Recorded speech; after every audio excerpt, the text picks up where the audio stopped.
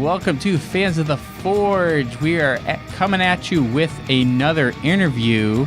But first off, I'm Chris. To my right we have... Teresa. To my left we have... It's Sean. And calling in via Skype, we have Knife or Death Season 2 Grand Champion Keith Hill, also a Forge and Fire champion. How's it going, man? Great. Real good. So we were psyched when we heard back from you that you would come on for an interview. We've been getting a number of Knife or Death guys on to do interviews with us as we go through the season, and we were very interested to see how the Grand Championship was going to turn out, because I think I had talked to pretty much everybody that was going to be on the show leading up to it, and we didn't know what was going to happen, and then you delivered and came out on top. Yeah, it was a lot of fun to really be a part of that, and just went into it just with an open mind, and I had no idea what really to expect. You know, I saw the first season and what they were throwing at the competitors, and I'm like, oh my gosh, this is incredible. So had the opportunity to go on the show, and I said, absolutely, this looks like an absolute blast to do. I've never competed in any type of blade sport before other than Forge and Fire, and it was just an absolute blast to do, and I loved every minute of it. Well, that's awesome. And now that we've mentioned Forged and Fire, we'll start off. We like to go chronologically with our interviews, so we'll start off with your appearance on Forged and Fire, and okay. We got a couple questions here. So you're in Season 3, Episode 8, the Zephos sword? Yes. How long have you been a blacksmith? At that point, probably about 5 or 6 years. I was a cop for 20 years and went ahead and retired from that. And I was really looking for something to fill my time. And my wife challenged me to make a blade, because both my wife and I do a lot of historical reenacting from like the 1500s all the way up to around the 1800s. And we got into the pirate reenacting. And with that, you generally need a blade. So we were going to go to someone to have a blade made for us. And he came back and said, well, you shoe horses, right? You know how to work metal. So why don't you make your own? There you go. My wife challenged me to make one. And 6 hours later, I had one made. It's kind of crude, but it was made, and it just pretty much snowballed from there. A friend of mine found out that I made a blade, and he wanted a sword for himself. So made one. Another person heard that I made that, and made another one for them, and 2 more, and it just kept on going. And made a lot of mistakes, and broke a lot of blades. And just figuring out what works, what doesn't work, and just it was my little education in how to make blades, and it's just been an incredible journey, just to go to a blade and meet all the other competitors, the other people that are just really into it, and everybody's sharing all kinds of information. It's an incredible society to be a member of. Well, we've been welcomed in with open arms, having zero experience, and just because we started talking about a TV show, so we've seen that firsthand. Yeah, it's as you can tell, I'm kind of bouncing around a little bit. I have 3 dogs, and they want to be part of it, and they always come over and try to find out what's going on. Yeah. But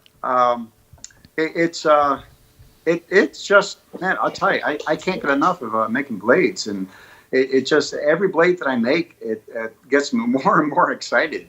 You know, it just it's like playing with hot Play-Doh. That's all I can really equate to, and just the only thing that really limits you is your imagination. So I'm still having a blast doing it. That's awesome. Yeah, that's cool. Yeah, we're hoping to go down that route ourselves. We got some stuff in the works right now. Sean, you want to move on here? So, what were you thinking when you saw that you had to salvage a backhoe bucket for your first round of competition? Well, actually, when I saw that backhoe bucket, I was actually kind of excited because prior to being a cop for 20 years, I owned a landscape and tree company. So, did a lot of work with heavy equipment, and I knew pretty much what the backhoe bucket, what the mild steel was on there, what the high carbon steel was. Granted, the tooth would have been the best piece to go after. However, you only have 3 hours to really harvest the metal, put it together, and get a blade together. And with the tooth being on the outside of the little tooth, you have to pop that pin out and get the tooth off. There's all kinds of contaminants on the inside that you really can't get to unless you cut the whole thing in half and then forge all the back together. And that steel is so hard that it really would have been taking a huge chance to do that. So I figured I'm going to go for the other side of the bucket. And I was thinking the judges are probably laughing at me right now. Why are you going for the side of the bucket? That's like a soft piece of steel. I'm like, well, no, not really. It does have some carbon in it. So it was a calculated risk to go after that. But I had a plan. The second I saw that backhoe bucket, I was really excited. I made my plan right then and there that I was going to go for the side of the bucket. If it worked out, great. If not, well, I stuck to my plan. Right. And so from there, you managed to get into the second round. You pulled ahead with your design here, and the second round you had to choose a piece of construction materials to be a visible part of your handle. So you went with the plastic barrier, the white Yes. plastic barrier. Was there a reason you chose that? Well, I was thinking, I'm trying to make a flat scale out of something, and the white barrier presented itself. I'm like, you know what? If I cut this off, I can use the side of the leg on the barrier as part of the scale.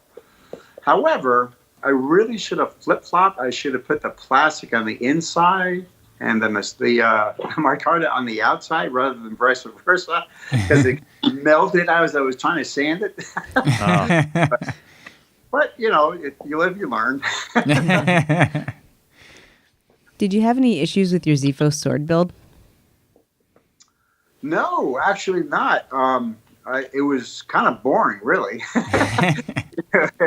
I had a plan going into it. Being a cop for 20 years, you're always planning ahead, and you always have like 3 steps of ahead of what you are really going after. So every single step that I really had planned out, and I didn't have a power hammer at the time. I didn't have a press at the time.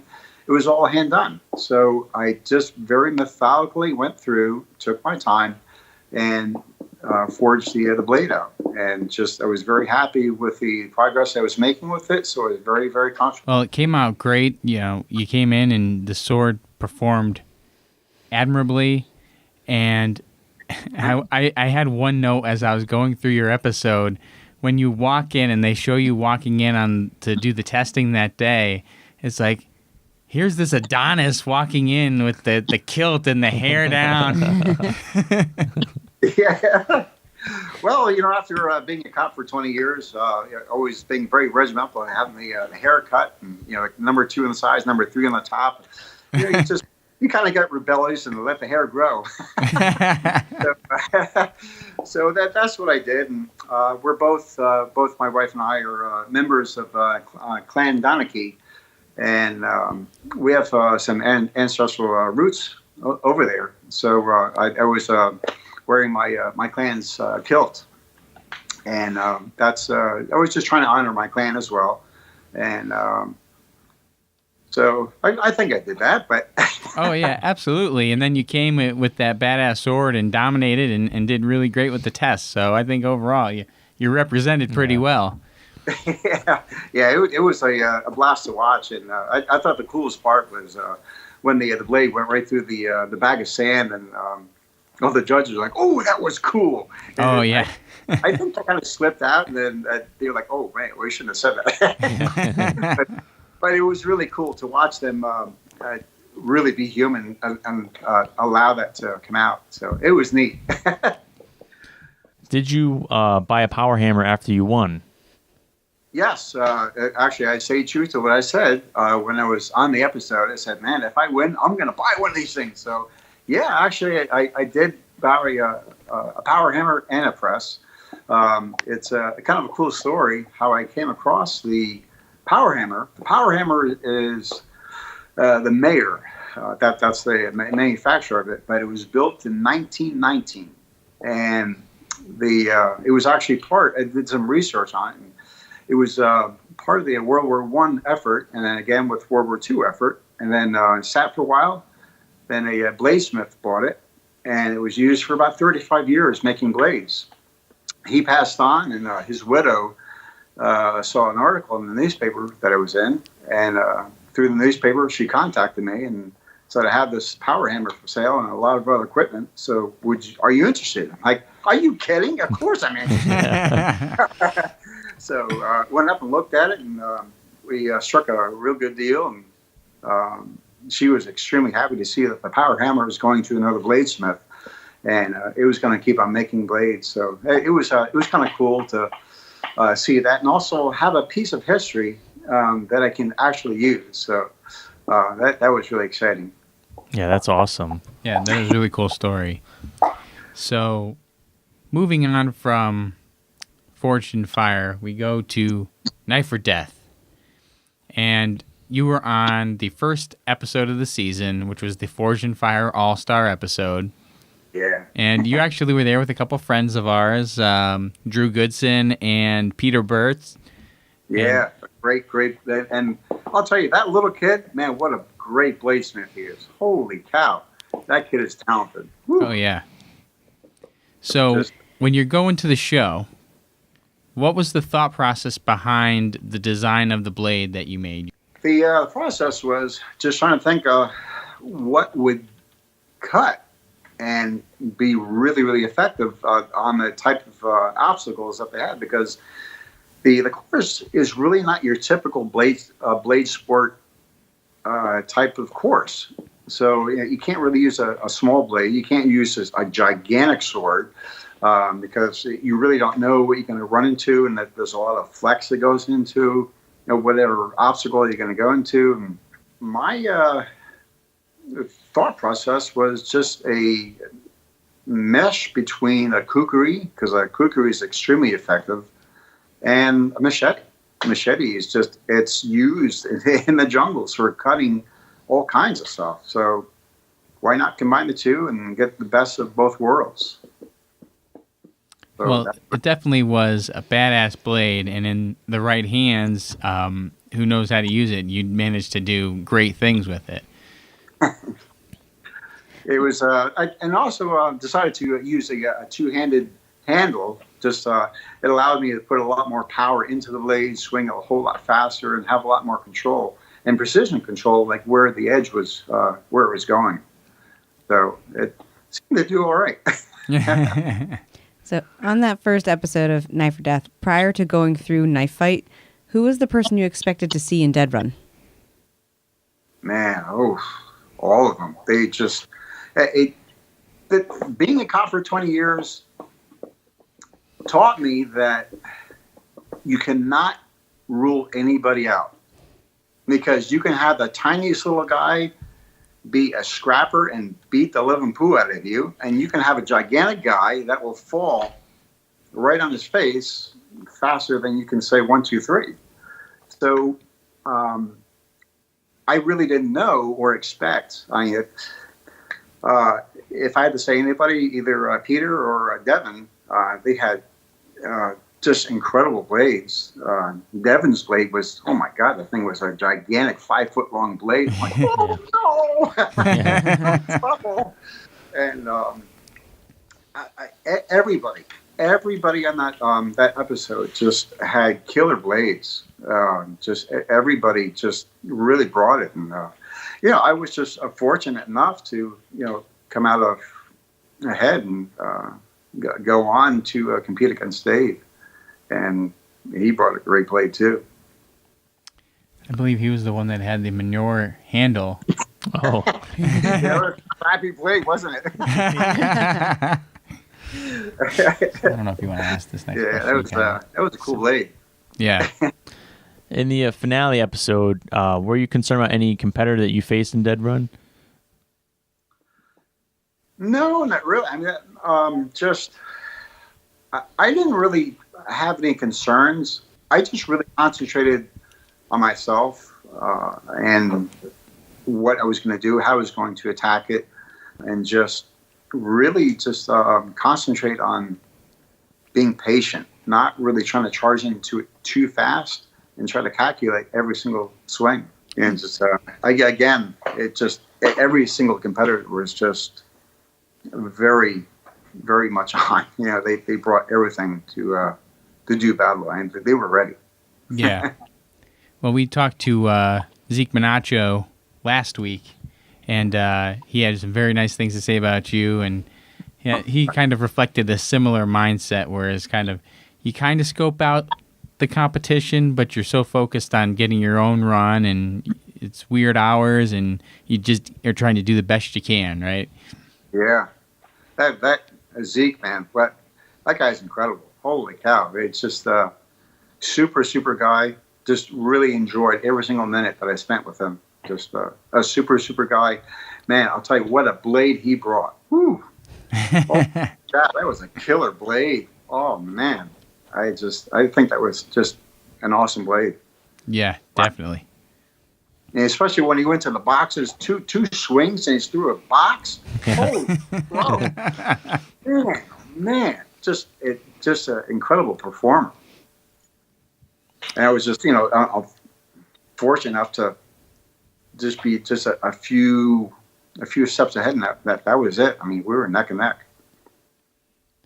So, out of all of your runs through your first episode and the finale episode, what obstacle would you consider to be the most difficult? Probably that freaking ball. The ball is coming down. Oh my gosh. Talk about frustrating. These tiny little foam balls rolling down the hill. You're like, I'm gonna kill it, and you can't hit these little foam balls. It's like, what's wrong with me? It was probably the easiest out of all of the obstacles to really get through, but to really nail those balls, oh my gosh, just a killer. Everything else was really, really difficult. The first obstacle going through the carousel, oh my gosh, the thing came around, smacked me in the head a couple of times. I'm, what the heck? All these different PVC pipes, salami, fish, and I'm like, oh my gosh. So what is going on? So I had to finally settle down and say, these are just obstacles. They're not shooting back at you. You're okay. So I think that ball buster, man, it was a ball buster. Which one was your favorite obstacle? Man, my favorite, probably going through the wood, getting the wood to fall right between the two obstacles. Timber. Yeah, timber. Because owning a landscaping tree company, I did a lot of tree work, and so I understood the physics. Where you get a notch to the front of it and then cut the back of it and allow it to come down. And oh man, I can't wait to do this. So yeah, I think that was probably my favorite. Have you thought about taking part in any of the blade sports competitions? Yeah, I'm really excited about it now. And I definitely want to pursue it and go after it, and make probably a smaller blade for, maybe a scaled down version of the monster. Yeah. Oh my! Wow. See, that really changes how I thought about that because it looked way bigger there than it did on the show. That's incredible. Oh yeah, it's. I'll start from the tip. So good. But it's big enough to hides me. But yeah, it's. I would probably make a scaled down version of that. It's just I'm very comfortable with it. It performs really well. It cuts through. Just the geometry on it seemed to work for me. So yeah, I definitely would love to get into that. That would be a lot of fun. Did you do any physical training when you knew you were going to be going to the show? Well, I do a lot of mountain biking. Not that there's a lot of mountains in Florida, but if we do, it's called cross country down here. And so I've been doing that for quite a while. And I was a state champion for 3 years in a row. And just so I was in pretty good shape from that, and also working construction during the week. So, same pretty good physical shape. So I really didn't have a whole lot of time between the time that they said you're going to be on the show to being on the show. It was about 3 days that I had to make the blade and get it shipped up and get it up there. So it was a very short turnaround time. Yeah. Get it going. That's why it wasn't a really pretty blade. It was more of like, okay, it's going to be functioning. That's about it. But not a whole lot. I just relied upon my training from 20 years. So I kind of fell back on that, and you just fall back on what you know and what you know best. What are you going to do with the $20,000? Well, my wife is still telling me what to do, but we're probably going to get a hot tub and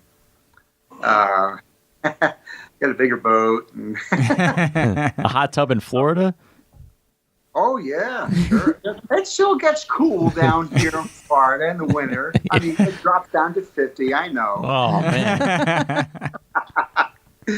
I mean, we have about 3 days of winter down here, and that's about it. And then it warms back up to about 70. You got to understand, down here in Florida, for us, anything below 70 is zero for us. Okay. That makes so much sense. With the 70, it's like, oh my gosh, break the jackets out. I'm dying here. But it's I think we're just gonna have a lot of fun. Just enjoying life and enjoying it. And my wife is still telling me what to do with the money. Well, that's all we got for questions, man. Like, you did great on the show. We were big fans of yours after seeing your first run through. And, thank you for coming on with us. Where can people get a hold of you if they wanted to say, see if you can make them a blade or something? Well, a couple of ways. Instagram is BD McGee, and that's my little pirate name. Yeah. And also on Facebook, I'm on Keith Hill. Also on BD Blades on Facebook. Okay. And as you can see back here. Yep. Or you can give us a call, whichever, And I would certainly love to make blades and, make all kinds of stuff and, like fillet blades and hook and all kinds of yeah. Nice. And then also rapier blades and Oh, wow. That's cool. Yeah. so it's just all kinds of stuff and daggers. Nice. But it's just a lot of neat stuff, and we do a lot of stuff with the reenactors, and so I just love having fun. Wow. So yeah, and thank you guys for doing what you're doing. You are making a huge hit on the blade world, and just really encouraging a lot of people to go after what they're dreaming of. So thank you guys for doing this. Thank you. It's our pleasure. It is our pleasure. Thank you very much for joining us. Everybody, make sure you go follow him. Facebook and Instagram, all that information will be in the description of this video or in the podcast if you're listening to the audio. And we'll leave it at that. Thanks again. Thanks. Cool. Thank you. See ya. Bye.